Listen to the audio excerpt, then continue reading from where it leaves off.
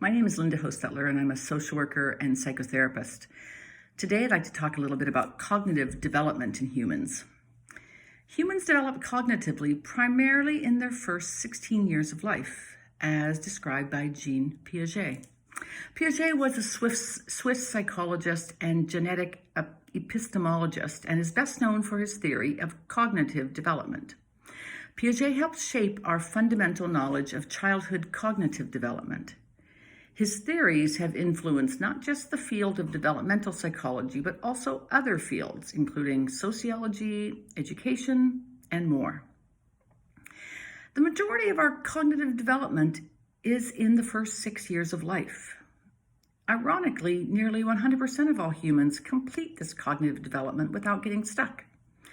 It appears to be part of human programming and isn't affected by even the harshest of childhood events.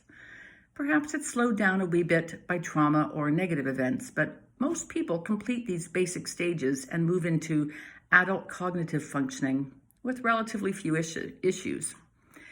There are 4 stages from birth to adulthood, and this last stage is the most likely stage to not develop fully for most humans.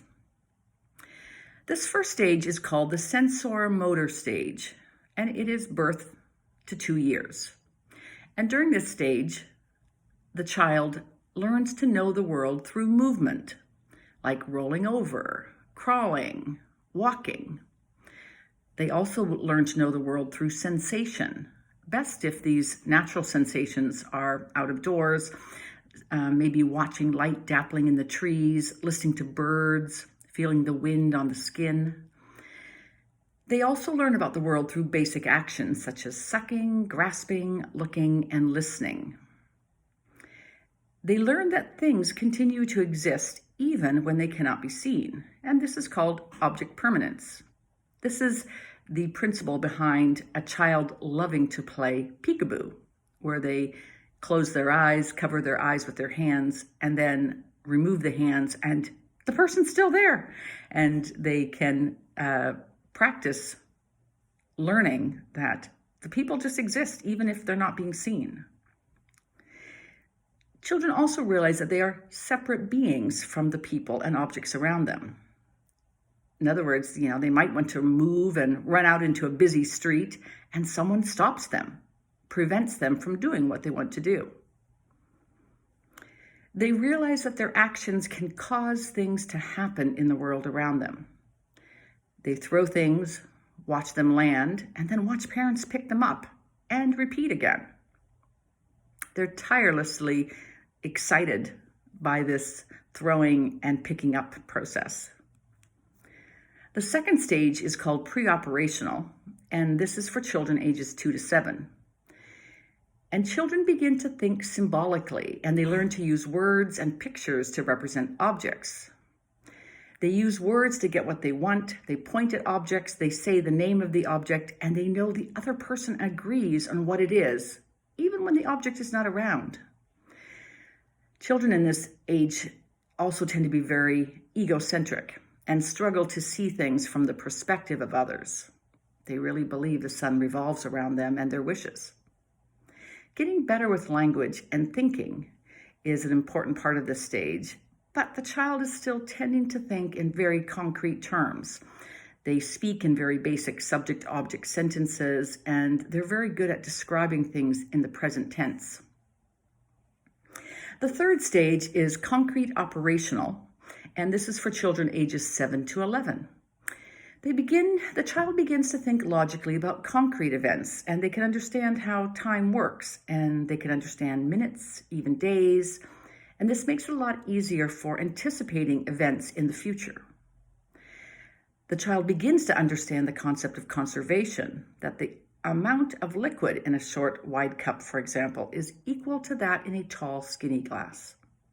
This is really relevant when asking for juice cups.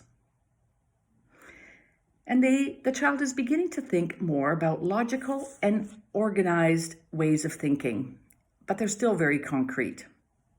They begin using inductive logic or reasoning from specific information to a general principle.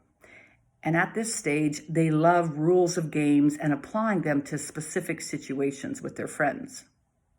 They understand causality between one thing and another and believe they cause many things to happen just by being around it.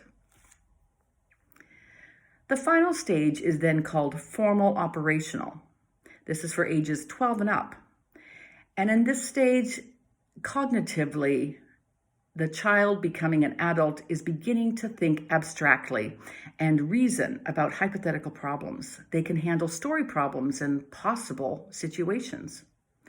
They begin to think more about moral, philosophical, ethical, social, and political issues that require theoretical and abstract reasoning.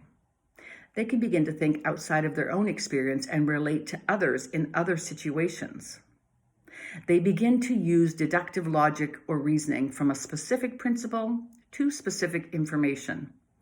They know that if one thing happens in this situation, well, then it might also happen in that situation.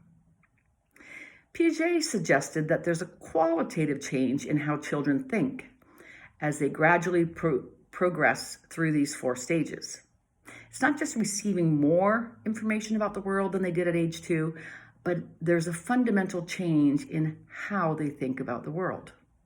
Piaget suggested several factors that influence how children grow, and he has a couple of key ideas around cognitive development that are useful to understand. The first such idea is schemas. A schema describes both the mental and physical actions involved in understanding and knowing. Schemas are categories of knowledge that help us to interpret and understand the world. In Piaget's view, a schema includes both a category of knowledge and the process of obtaining that knowledge.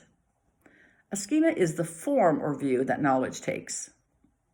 Children are often quite adamant about their schemas, even if they disagree with the adults, parents, or teachers around them.